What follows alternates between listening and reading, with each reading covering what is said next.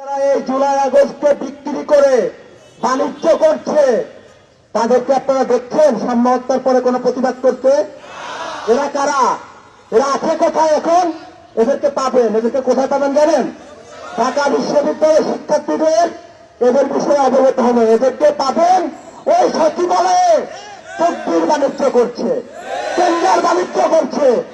জুলাই আগস্টে বিক্রি করে একদল শিক্ষার্থী এই বাংলাদেশের জনগণের সাথে, গণতন্ত্রকামী জনগণের সাথে নিরাপদ ক্যাম্পাসের দাবিতে জুলাই আগস্টে যারা বুকের তাজা রক্ত ফেলে দিয়েছিল তাদের সাথে বেইমানি করছে। আপনারা তাদেরকে ক্ষমা করবেন? তবুও ক্ষমা হবে না তাদেরকে। ঢাকা বিশ্ববিদ্যালয়ের বর্তমান প্রশাসনকে অবগত করতে চাই, আপনাদেরকে কেন এই চেয়ারে বসানো হয়েছিল, কাদের রক্তের উপর দিয়ে কারা বসিয়েছিল, এই সামনেরা রাজপথে আন্দোলন করে বুলেটের সামনে দাঁড়িয়ে এই ছাত্র জনতা বুকের তাজা রক্ত ফেলে দিয়ে আপনাদেরকে এই চেয়ারে বসিয়েছিল। আপনারা সেই চেয়ারে বসে আজকে কাদের দালালি করছেন? আজকে রেজিস্ট্রার ভবনে কেন এখনো ফ্যাসিস্টদের দশে বসে আছে? ঢাকা বিশ্ববিদ্যালয় হলে হলে কেন ছাত্রলীগের নির্যাতনকারী দোষীরা বসে আছে? বিগত 9 মাস আমরা কোনো কথা বলিনি, বলেছি?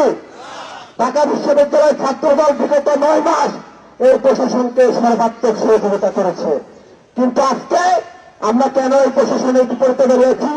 কেন দাঁড়ালাম এই কারণে, আজকে এই জুলাই আগস্ট গণ অভ্যুত্থানের সম্মুখ সারির নেতৃত্ব, খুনি ফ্যাসিস্ট পতন আন্দোলনের সম্মুখ সারির যোদ্ধা শাহরিয়ার আলম সাম্যকে এই ঢাকা বিশ্ববিদ্যালয় ক্যাম্পাস প্রাঙ্গণে নির্মমভাবে ছুরিকাঘাতে খুন করা হয়েছে।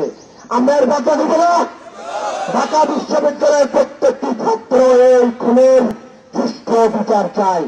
যদি বিচার না চাই তাহলে কি হবে? আমরা কি করব?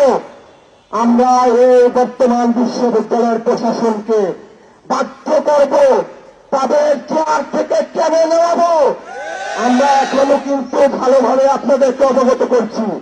যদি মনে করেন আপনারা আমাদের এই ভালো কথায় আপনাদের ভালো লাগছে না, তাহলে কিন্তু আমরা কিন্তু ভালো ছেলে হিসেবে কি করতে হয়? বিগত খুনি ফ্যাসিস্ট স্বৈরাচার আমলে রাজপথের একমাত্র ছাত্র সংগঠন যারা ফ্যাসিস্ট খুনি হাসিনার রক্তচক্ষু উপেক্ষা করে খুনি হাসিনাকে খুনি হাসিনা বলে সম্বোধন করে তাদেরকে বাংলাদেশ থেকে বিতাড়িত করতে বাধ্য করেছে। আমরা আজকে আরাধ্য শিক্ষার্থীদেরকে দেখছি। তারা কেমন শিক্ষার্থী? তারা নাকি সাধারণ শিক্ষার্থী। তারা সাধারণ শিক্ষার্থীর দেশে কি করছে? এই খুনের ন্যারেটিভ বদলানোর চেষ্টা করছে।